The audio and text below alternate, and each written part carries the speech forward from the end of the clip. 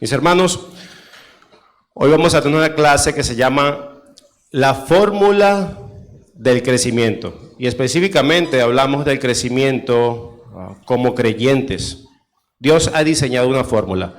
Y antes de eso quisiera contarle una fábula para preparar nuestros corazones para la clase. Y es la fábula del capitán agotado. ¿La han escuchado? ¿No? Hoy la van a escuchar. Este capitán tenía por nombre Siempre Listo. Era un hombre de mar desde niño. Conocía cada rincón de su barco llamado El Esperanza para el Mundo. Su tripulación lo respetaba, pero a veces su respeto se confundía con una cierta holgazanería por sus deberes. Siempre Listo era un capitán exigente pero justo. Esperaba que cada miembro de su tripulación cumpliera con sus deberes, pero también estaba dispuesto a ayudar cuando las cosas se ponían difíciles en su barco.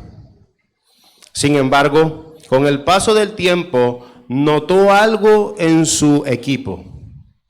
Ellos tenían apatía a sus deberes asignados.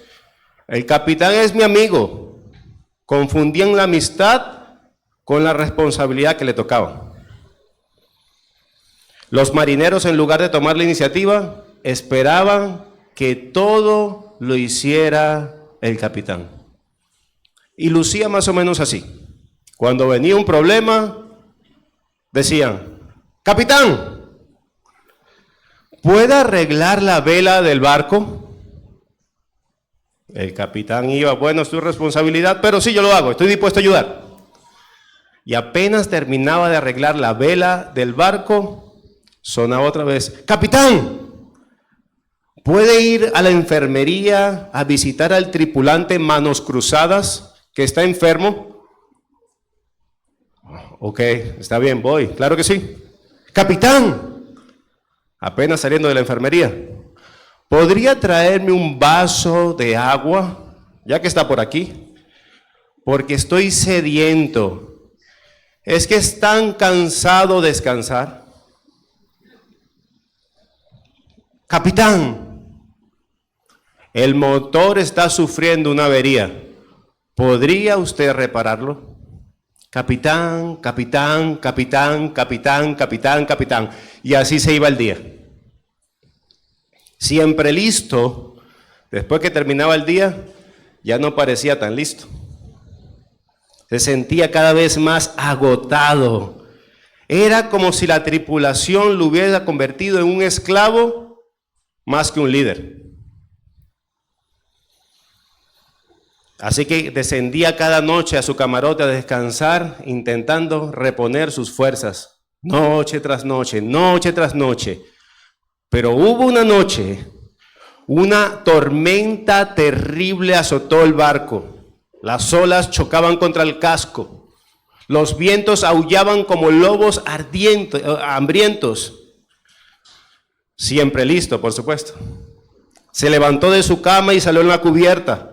Y al ver, el mar estaba embravecido y las velas se agitaban violentamente. ¡Tripulación, a sus puestos!, gritó a toda voz el capitán. ¡Tripulación, a sus puestos!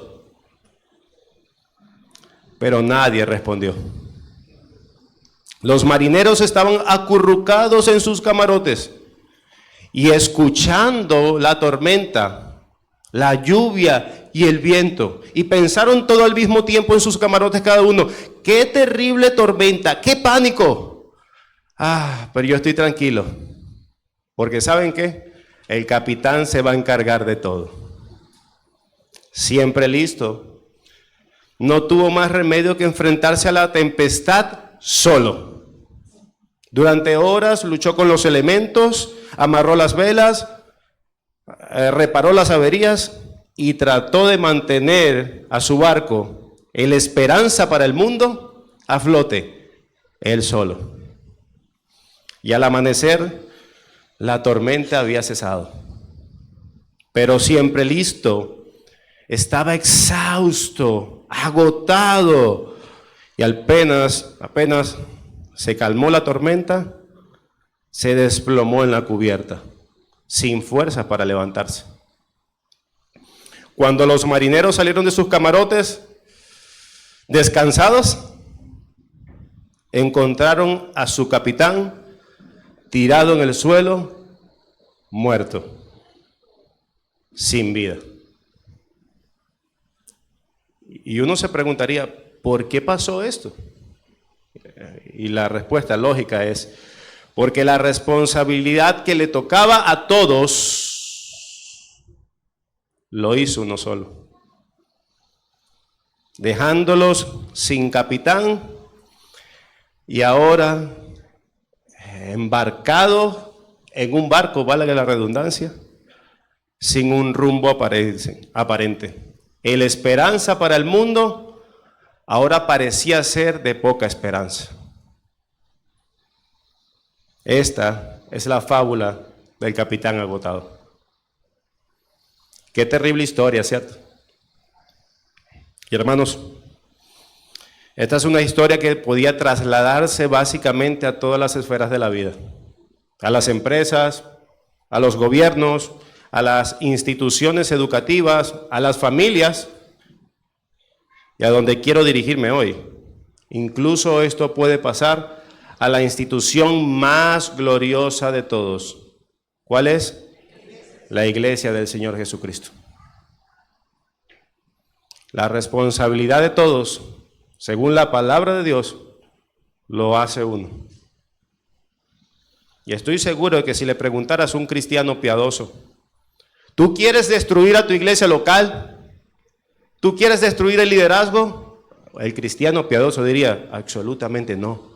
Yo amo mi iglesia local. Yo quiero verla prosperar. Yo quiero que cada uno de los miembros sea la imagen de Cristo. Amén. Y nosotros queremos eso también. Nosotros queremos que la iglesia del Señor Jesucristo, que la iglesia local donde Dios nos colocó, sea prosperada, que crezca abundantemente. Pero para que esto pase, debemos abrazar, creer, aplicar y vivir la estructura que Dios ha creado, la fórmula que Dios ha diseñado para nuestro crecimiento en medio de la iglesia local. Que no dependen de un líder, de un capitán, de un pastor o pastores, sino de toda la tripulación, de todos los miembros, el bien llamado ministerio de los unos a los otros. Amén. Y alguien se preguntará, ¿y esta fórmula de crecimiento podemos probarla con la Escritura? Por supuesto que sí. Así que por favor, acompáñenme a la palabra de Dios y veamos la fórmula del crecimiento cristiano, específicamente desde Efesios 4, 11 en adelante. Efesios capítulo 4, verso 11 en adelante.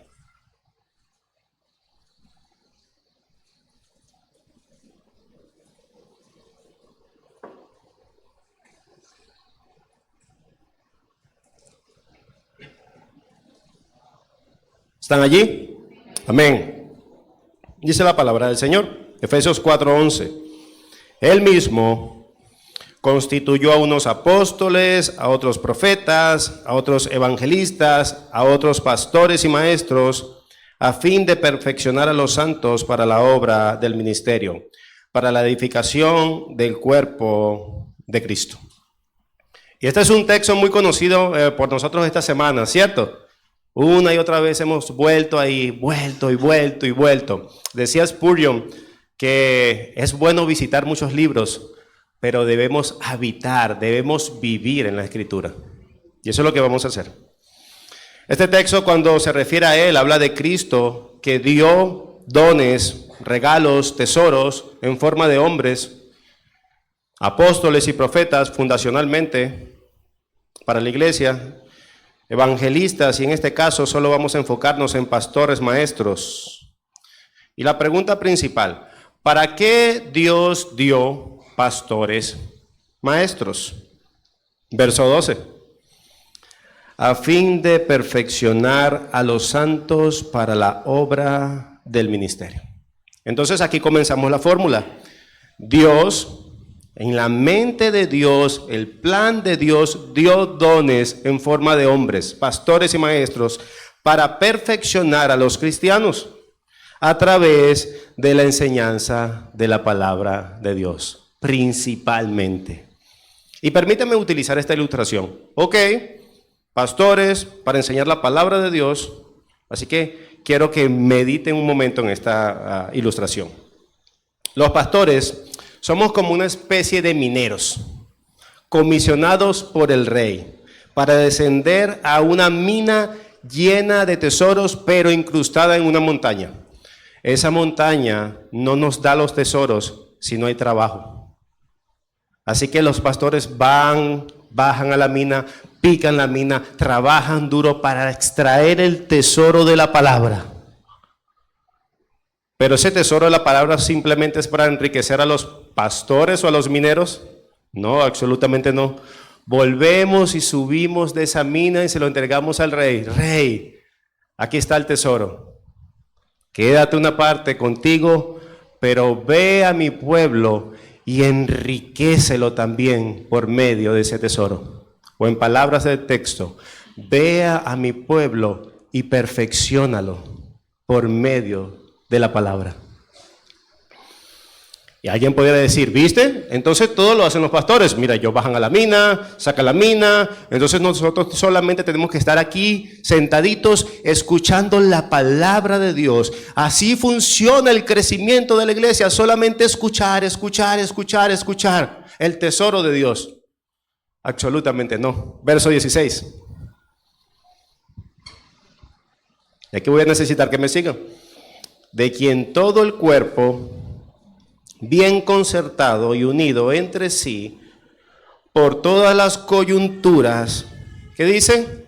Se ayudan mutuamente, según la actividad propia de cada miembro, recibe su crecimiento para ir edificándose en amor. ¿Qué quiere decir esto? Tú recibes la riqueza, la guía de la palabra de Dios por medio de los pastores, y esos tesoros debes compartirlo con tu hermano para el crecimiento de la iglesia. Ese tesoro no dices mío, no, ese tesoro que recibes por medio de la palabra lo compartes con tu hermano, porque eso da el crecimiento. ¿Cómo lo hago? ¿Cómo soy parte intencional del ministerio, del crecimiento de mi hermano? ¿Cómo lo hago? Y alguien podría decir, ya sé. Tengo una genial idea. Cuando mi hermano lo vea pecar o peque contra mí, llamo al al pastor. Uy, qué genial idea es esa, ¿verdad? Pero ¿qué dice el ministerio de los unos a los otros? Mateo 18, 15 al 17. Yo se los leo. Por tanto, si tu hermano peca contra ti, ve y repréndele estando tú y él solos. Si te oyeres, has ganado a tu hermano. ¿En qué parte de aquí se involucra el pastor, el capitán?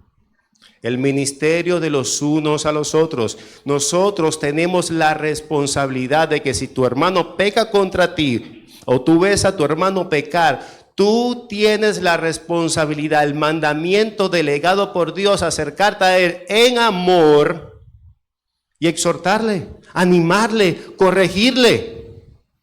¿Recuerdan el sermón del domingo pasado?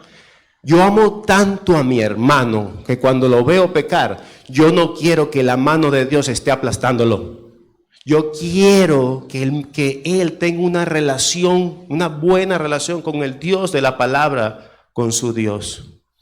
Y yo lo amo tanto que yo me acerco a él para que restaure su relación. Pecó contra mí, mi orgullo. Yo lo voy a exhortar porque me salí herido yo. No. Es el amor por mi hermano que me motiva a exhortarlo, a corregirlo en amor, para que Él restaure su relación. Dios te ha dado la responsabilidad que si tú entiendes que tu hermano o hermana están pecando, tú tienes la responsabilidad de amarlo por medio de una corrección amorosa. Amén. Y haciendo eso, estás siendo un instrumento para el crecimiento de la iglesia local. Como decía el verso 16, te estás ayudando el uno al otro a aprender. Y que ese hermano, has ganado a tu hermano, ¡wow! Gracias, mi hermano, no lo había visto así. Pasaron dos cosas. Estás ayudando a su crecimiento y ese hombre o esa mujer ya sabe que esto que le exhortaste es pecado. Y cuando él vea pecar a otro, va a hacer lo mismo. Y así una y otra vez, la iglesia se va sanando. Recuerda, estamos siendo reconstruidos por los méritos de Cristo. Hay crecimiento. Otro ejemplo. Alguien viene a pedirte un consejo, te pide un consejo y dice, wow, no sé qué contestarle a este hermano, a esta hermana, ¿qué le digo? Mi hermano, acércate aquí, tengo el mejor consejo de todos para lo que me dices. ¿Cuál es? Ve al pastor y pregúntale.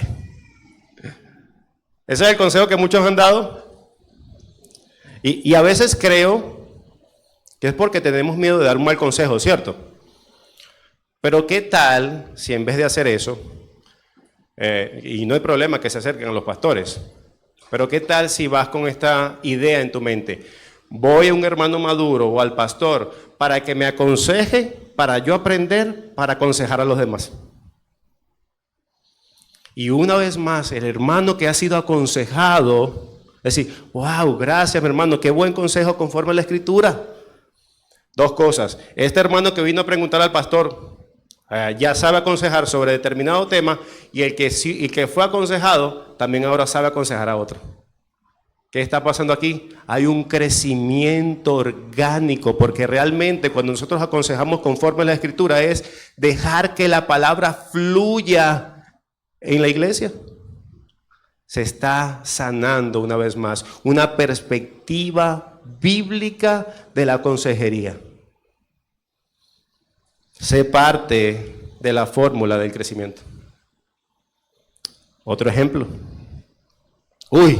Viene, se acerca cierto hermano, cierta hermana, y él es difícil. Ya yo no puedo tolerarlo. Pero yo me di cuenta de algo. Ese hermano o esa hermana le hace falta amor. Pero ya yo no puedo más.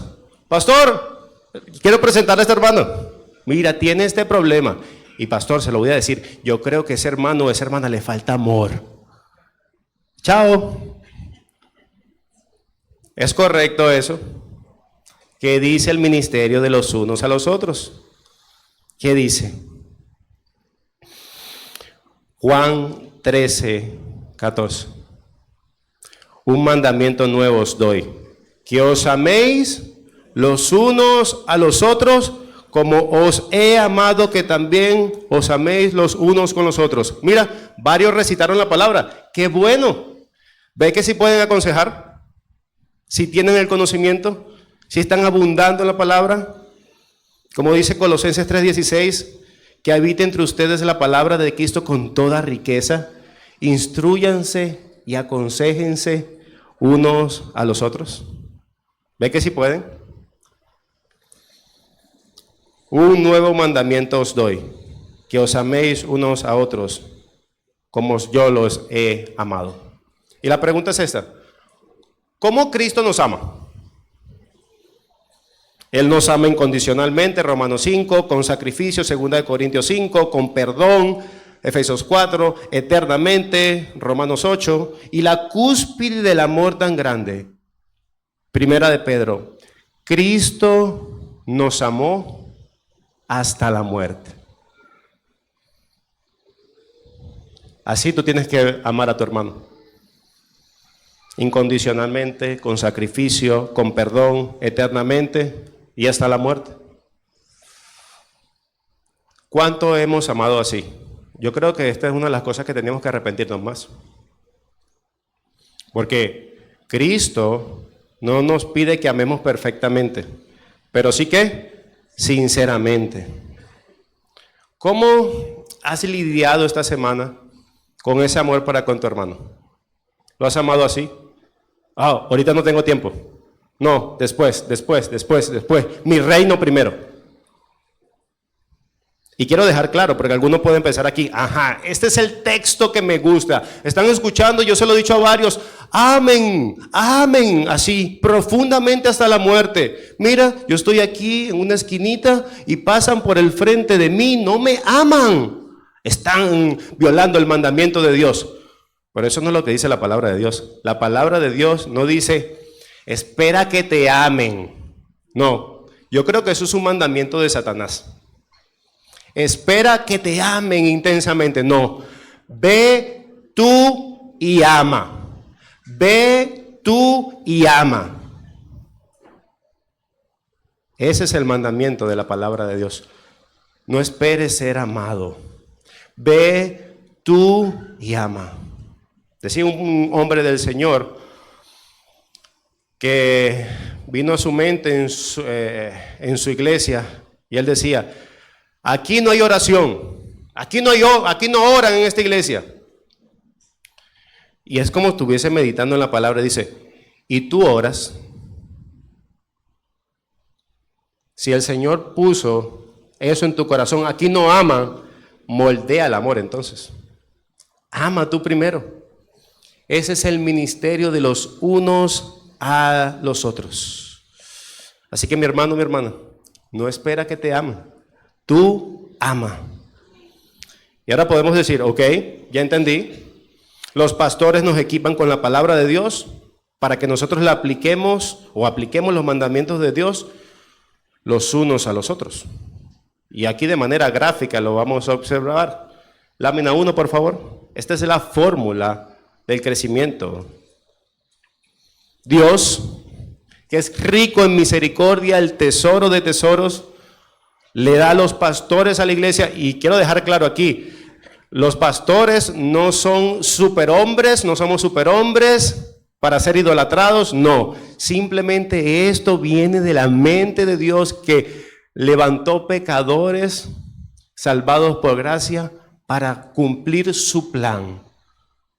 Le da pastores a través de la enseñanza, sermones e instrucciones, ¿a quién?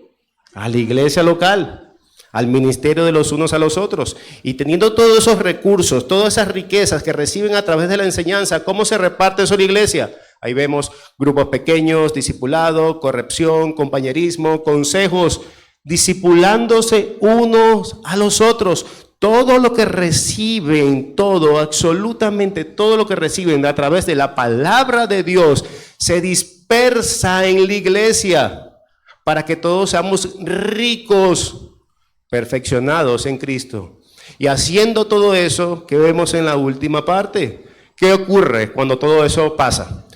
Crecimiento, y eso se traduce en que somos más a la imagen de Cristo. Y todo esto pasa únicamente en la iglesia local. El cristiano, el llanero solitario, no va a crecer. Por eso es que Dios ha establecido iglesias locales para que esto pase. Decía alguien que duró muchos años sin congregarse, siendo aún cristiano, pero se arrepintió a la luz de la Escritura, lo que llamaba la iglesia local. Y él decía, yo no podía vivir absolutamente nada de esto.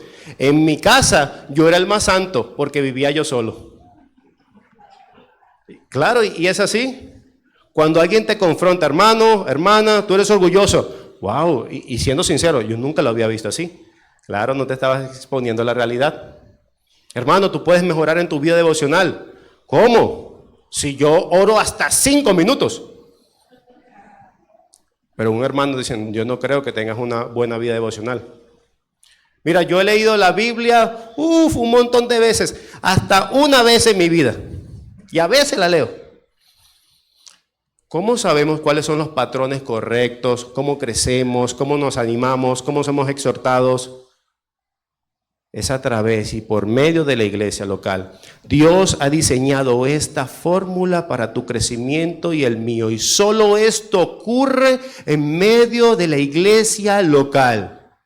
Si tú abandonas la iglesia local, suponiendo un cristiano, que obviamente un cristiano real vive en la iglesia local, tú estás diciendo, ¿sabes qué, Dios? No me interesa crecer a la imagen de Cristo. Un cristiano sin la iglesia local va a morir de inanición. No puede ser alimentado, no puede ser corregido, no puede ser animado, no puede ser fortalecido.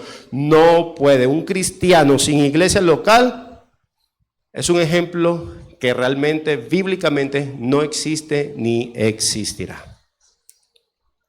Así que, una pregunta, mis hermanos.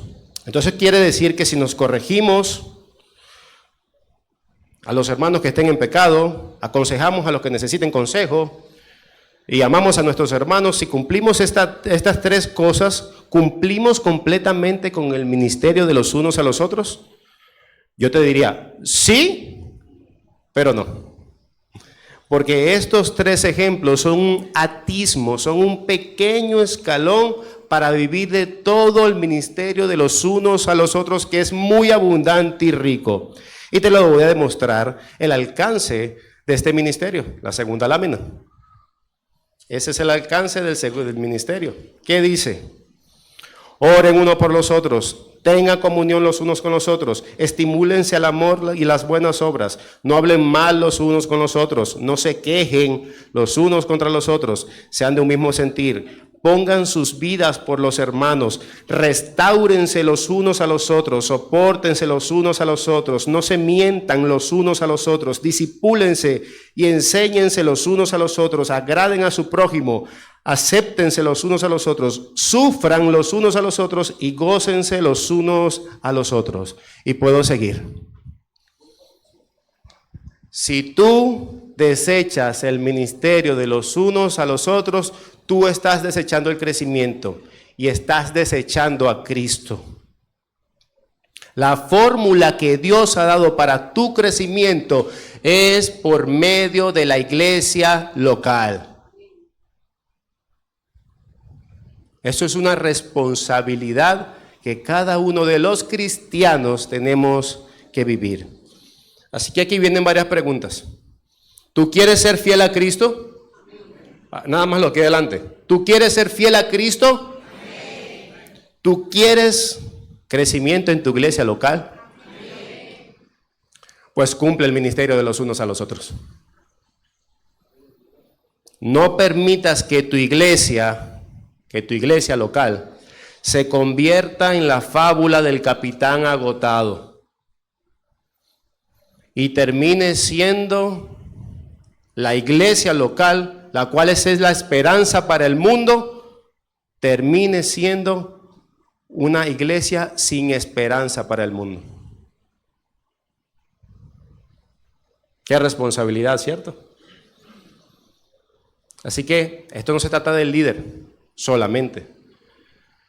Nosotros traemos la palabra de Dios, pero usted está responsabilizado a la luz de la palabra. Dios quiere que ustedes vivan, que todos vivamos los unos con los otros, seamos portadores de esa riqueza. Hermano, hermana, vive la fórmula del crecimiento. Vive el ministerio de los unos a los otros. Eso es lo que Dios quiere para ti y para mí. Nosotros somos pastores, pero también somos ovejas. Nosotros damos, pero también necesitamos ser exhortados, corregidos, animados, consolados, porque somos parte de ustedes. Somos ovejas igual que ustedes. Yo también tengo pastor, y mi pastor, gracias a Dios, tiene un pastor ahora. Pero mis hermanos, si nosotros verdaderamente queremos llenar el mundo con la palabra de Dios, tiene que lucir esa verdad primero en nosotros. Que el mundo vea, ¿qué es eso? ¿Por qué ellos se tratan así? Si la familia del mundo se trata de esta manera, ¿por qué ellos se tratan así? Porque esta es la verdadera familia que Dios ha diseñado para representar sus planes en este mundo. Tú y yo somos parte de un plan glorioso que ninguno de nosotros merecemos. Verlo como un regalo, no como un peso. Bueno, tengo que amar a los demás porque soy cristiano. No, tengo que amar a los demás como un privilegio, siendo una réplica imperfecta de Cristo ciertamente, pero con la intención de adorarle. Mis hermanos, una vez más, vive el ministerio de los unos a los otros. Oremos.